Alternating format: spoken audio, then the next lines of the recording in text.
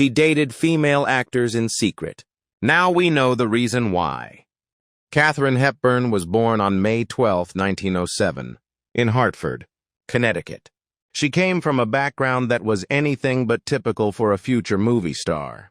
Her father, Thomas Hepburn, was a respected urologist, a pioneer in his field. Her mother, Catherine Martha Houghton, was a passionate suffragette and a pioneer for women's rights and birth control.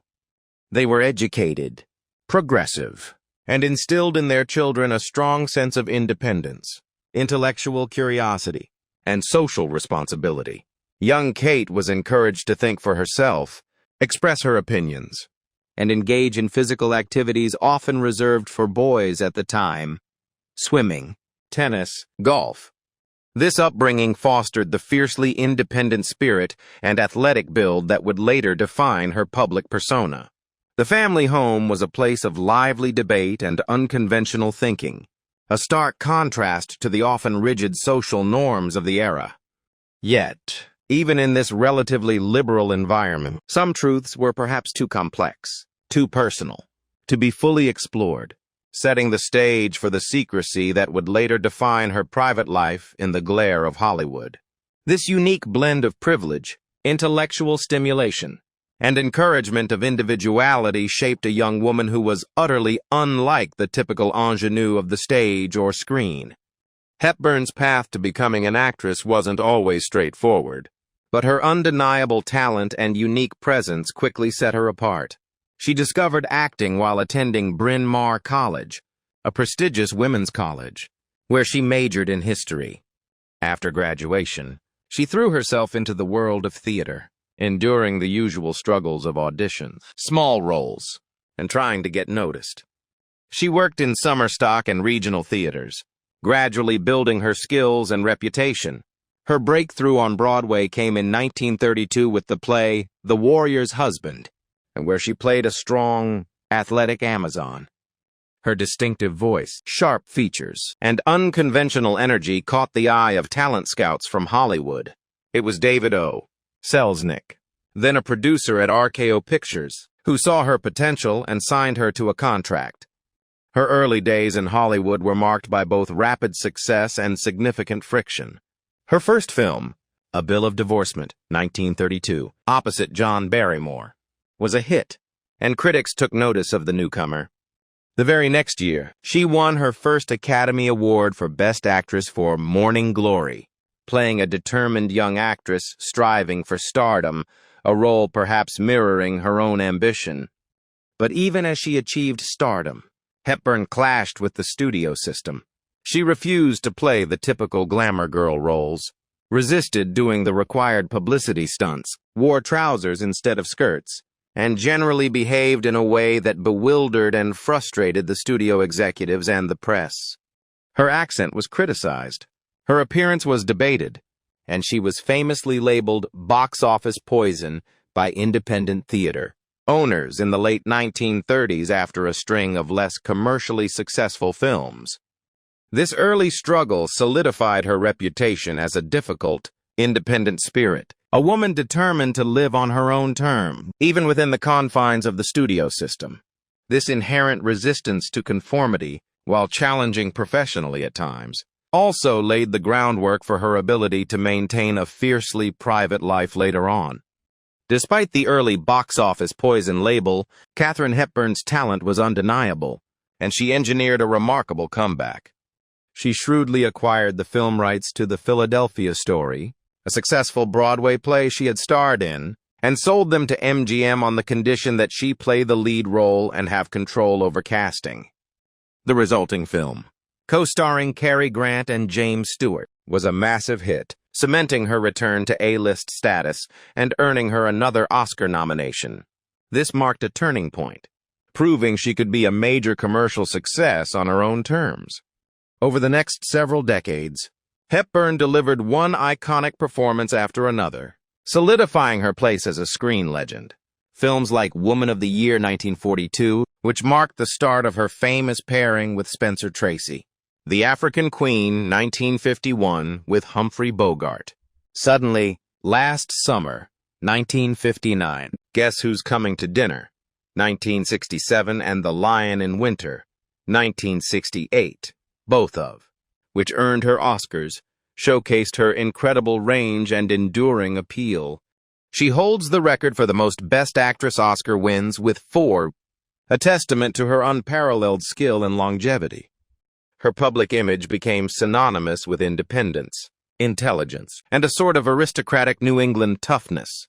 She was seen as a woman who didn't need anyone, a force of nature who lived exactly as she pleased. Part of this public image was intrinsically linked to her legendary, complex, and famously private relationship with actor Spencer Tracy. Their on-screen chemistry was electric, leading to 9 films together. Off-screen, they embarked on a relationship that lasted 26 years until Tracy's death in 1967. This was Hollywood's ultimate secret romance, secret only in that Tracy, a devout Catholic, refused to divorce his wife, Louise, even though they lived separate lives. Hepburn became Tracy's devoted companion and caretaker, especially in his later years as he struggled with alcoholism and health issues. Their bond was deep, intellectual, and seemingly all-consuming in the public eye. The studio and the press largely respected their desire for privacy, or perhaps found it convenient to focus on this complex, yet ultimately conventional-seeming relationship as the primary narrative of Hepburn's personal life. But while the world was captivated by the Hepburn-Tracy romance, another, even more deeply hidden part of Katharine Hepburn's life was unfolding behind closed doors. For decades, speculation and rumors circulated within the tight-knit circles of Hollywood and the theater world about Hepburn's sexuality. While she had high-profile relationships with men, including a brief marriage and a significant affair with millionaire Howard Hughes before Tracy, many who knew her closely, and biographers who delved into her life after her death, painted a more complex picture. Hepburn herself was fiercely private, almost pathologically so, about her personal affairs. Her autobiography, Me, is notably sparse on intimate details about her romantic life, particularly the Tracy relationship, and makes no mention of same-sex relationships. This intense privacy, however, didn't stop questions from swirling. Her independent nature, her rejection of traditional feminine role, her preference for pants, her close friendships with women, and her unwavering secrecy fueled the whispers. And as the years passed, and particularly after her death, those whispers began to coalesce into a more concrete narrative. One revealed not by Hepburn herself naming names, but by those who claimed to know her truth and by the interpretation of her actions and writings by biographers. In the era of the major studios, homosexuality was not only taboo, but could mean the instant destruction of a career. Studio contracts often contained morality clauses that could be invoked for any behavior deemed scandalous, and same-sex relationships were at the top of that list. Stars' lives were meticulously controlled and crafted by the studios to maintain a clean, acceptable image for the public. Living openly as gay or lesbian was simply not an option for a major star who wanted to survive in the industry. This created a climate of intense fear, forcing many actors and actresses to live double lives, entering into lavender marriages or maintaining elaborate facades to protect their careers. Katharine Hepburn, despite her outward independence, was still operating within this system, and the stakes for her were incredibly high. Protecting her career, which was her primary focus, meant her personal life had to be kept under an impenetrable lock and key. According to numerous biographers, notably William J. Mann in his book, Kate, the Woman Who Was Hepburn, and corroborated by accounts from others who were close to her in different capacities, Katharine Hepburn had significant, long-term romantic relationships with women. These weren't just casual friendships. They were deeply emotional, often physically intimate bonds that were central to her private life, even while her public life was intertwined with men like Spencer Tracy. The most significant name consistently associated with Katharine Hepburn in this context is Laura Harding. Harding came from a wealthy, prominent New Jersey family and was an actress herself, although her career never reached Hepburn's heights. They met in the early 1930s, just as Hepburn's Hollywood career was taking off. What started as a close friendship quickly, according to biographers like William J. Mann in his extensively researched book, Kate, the Woman Who Was Hepburn, blossomed into a deep, romantic relationship. Harding became Hepburn's constant companion, confidant, and often her live-in partner. Harding became Hepburn's constant companion, confidant, and for many years, her live-in partner. They shared homes, traveled together extensively, and Harding managed many aspects of Hepburn's personal life, acting as a sort of social secretary or assistant. In the public eye, Harding was simply Kate's devoted friend, her loyal shadow. But those who observed them closely, and the biographers who have examined their correspondence and the accounts of their contemporaries, noted an intensity, a closeness, that seemed to go far beyond platonic friendship. Mann, drawing on interviews with sources who knew both women, describes their relationship as the central, stabilizing force in Hepburn's life for many years. Harding provided a sanctuary, a place where Hepburn could be her true self, away from the relentless pressure and prying eyes of Hollywood. Their bond was deep, complex, and, most importantly, hidden from the public. It was a relationship built on shared intellect, mutual respect, and a profound love that dared not speak its name publicly in that era. Biographers often cite their letters and the fierce loyalty and deep affection with which Hepburn regarded Harding as key indicators of the relationship's true nature. Harding was, in many ways, Hepburn's first long-term, deeply committed partner, a relationship that spanned many years and endured through much of Hepburn's rise to superstardom and the beginning of her complex time with Spencer Tracy. Even after their alleged romantic relationship evolved or ended, Laura Harding remained a fiercely loyal friend until her death, buried near the Hepburn family plot. But Laura Harding was not the only woman with whom Katharine Hepburn is believed to have shared a romantic connection. Before and during the early years of her relationship with Harding, biographers and historical accounts suggest other significant emotional and possibly physical bonds. One name that emerges from this period is Nancy Hamilton, a talented writer, director, and producer. Hamilton was a prominent figure in New York theater circles. Sources indicate that Hepburn had an intense relationship with Hamilton in the late 1920s and early 1930s, around the time she was establishing herself on Broadway. This relationship is sometimes described as an early, passionate connection in Hepburn's life before her move to Hollywood and her deepening bond with Laura Harding. Biographers suggest that the energy and intensity of their connection were unmistakable to those around them at the time, though like all of Hepburn's intimate life, it was kept out of the public eye. Hamilton went on to have a successful career, notably winning an Oscar for Best Documentary for Helen Keller in Her Story in 1955. Their paths continued to cross professionally and socially over the years, a quiet acknowledgement of a history that ran deeper than mere acquaintance. Another name linked to Katharine Hepburn in the 1930s is Frances Rich, the daughter of prominent actress Irene Rich. Frances was a sculptor and had a brief acting career herself. Accounts from biographers, including Mann, suggest that Hepburn had a romantic relationship with Frances Rich during the mid-1930s. This period overlaps with the earlier years of the Laura Harding relationship, suggesting that Hepburn's emotional and romantic life was perhaps more complex and multifaceted than the public image of the solitary, fiercely independent star allowed. The relationship with Rich is often presented as intense, though perhaps shorter-lived than the decades-long bond with Harding. Like the others, this connection was kept entirely private, a secret within the already secretive world of Hollywood's hidden lives. Later in her life, particularly after Spencer Tracy passed away, another woman became Katharine Hepburn's primary companion and live-in partner, Phyllis Wilbourn.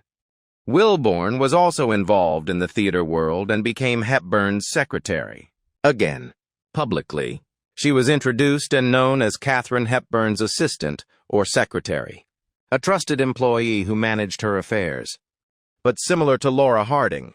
Biographers and those who knew Hepburn well in her later years interpret this relationship as being far deeper than professional or platonic. Phyllis Wilborn lived with Katharine Hepburn for decades. Right up until Hepburn's death in 2003, she was the person who cared for Hepburn as her health declined, who shared her quiet life in Connecticut away from the Hollywood glare. The intense bond, the shared domesticity, and the lack of any male partners in Hepburn's life during this long period with Wilborn led many to conclude that theirs was a partnership based on deep affection and commitment. Again, a romantic relationship kept hidden from the broader public, although likely an open secret among her closest circle. While perhaps less extensively documented than the Harding relationship in terms of early intensity, the sheer duration and domestic closeness of the relationship with Wilborn in Hepburn's later life is cited as powerful evidence by biographers and those who believe Hepburn lived a primarily lesbian life in private. The public narrative, crafted by Hollywood and perpetuated by Hepburn's own guardedness, focused almost exclusively on her relationships with men, particularly Spencer Tracy. But according to these accounts, the reality was far more complex. The relationships with Laura Harding and Phyllis Wilborn were, for extended periods, the central, intimate partnerships of her life. They provided the emotional sustenance, the companionship, and the private space where she could be her authentic self. This double life required immense strength, vigilance, and sacrifice. Every public appearance, every interview, every photograph had to be carefully managed to avoid any hint of scandal. Imagine the constant stress, the inability to openly celebrate your love or introduce your partner in society. This secrecy likely contributed to Hepburn's reputation for being difficult, reserved, or even prickly, a defense mechanism built up over decades to protect her deepest vulnerabilities and the people she loved. The naming of these women as her partners didn't come from a deathbed confession or a tell-all memoir published by Hepburn herself. It emerged gradually after her death, as biographers were granted access to her papers, interviewed friends and family who felt freer to speak, and pieced together the clues she left behind, perhaps intentionally, perhaps not. It's an interpretation based on a wealth of circumstantial evidence, personal accounts, and a deeper understanding of the social history of Hollywood and the gay community within it during that era. While Hepburn herself never used labels or made public pronouncements about her sexuality, the evidence gathered by historians and biographers paints a compelling picture of a woman whose most significant emotional and romantic attachments were often with other women, and who navigated this reality with fierce determination and absolute secrecy. So, while Katharine Hepburn didn't stand on a stage and name the lesbian actors she dated in secret, the secret itself, and the names of the women she allegedly shared her life with, have been revealed through careful biographical work and the passage of time, allowing a more complete, and perhaps more authentic, understanding of this extraordinary woman.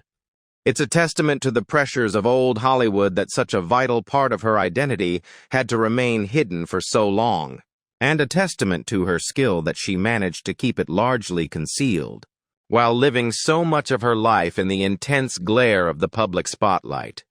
The true cost of that secrecy, the emotional toll of living a double life for decades, is something only Katharine Hepburn herself could ever truly know. But understanding this aspect of her story adds another layer to her legend, highlighting not just her talent and independence, but her incredible resilience in a world that demanded conformity while she yearned for authenticity in her private life. Katharine Hepburn continued to act well into her later years, earning critical acclaim and commercial success even as her health began to fail. She battled a neurological disorder that caused a visible tremor, but she never lost her sharp wit or her determination. She published her autobiography, Me, in 1991, which, while popular, was notable for its careful omissions regarding her deepest personal relationships. The death of Spencer Tracy in 1967 was a profound blow, and she often spoke of her grief and devotion to him. However, She was not alone in her later life. Phyllis Wilborn was there, a constant presence, caring for her in the beautiful, sprawling house in Fenwick, Connecticut, which had been her family home. Katharine Hepburn died on June 29, 2003, at the age of 96, in her home in Fenwick. Her death marked the end of an era, the passing of one of the last true legends of the golden age of Hollywood.